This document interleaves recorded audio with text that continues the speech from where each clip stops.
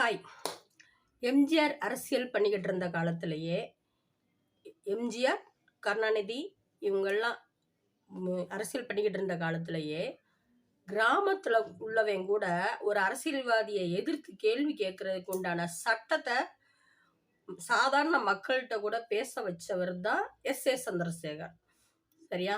உரிமைக்காக குரல் கொடுக்குற ஒரு சாதாரண குரலை கூட எழுப்பி வைத்தவர் எஸ்.ஏ. சந்திரசேகர். அந்த குரல், அந்த வாய்ஸபலா இருந்தவர் மதுரைக்காரரு நம்ம விஜயகாந்த் அண்ணா.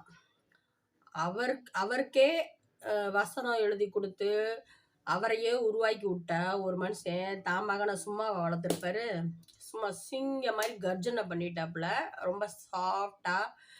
ஏன்னா விஜயகாந்த் அண்ணா கிட்ட இருக்க வேண்டிய வேகம் இருந்தது. விவேகமும் விஜய் அண்ணாவுக்கிட்ட இருக்குது.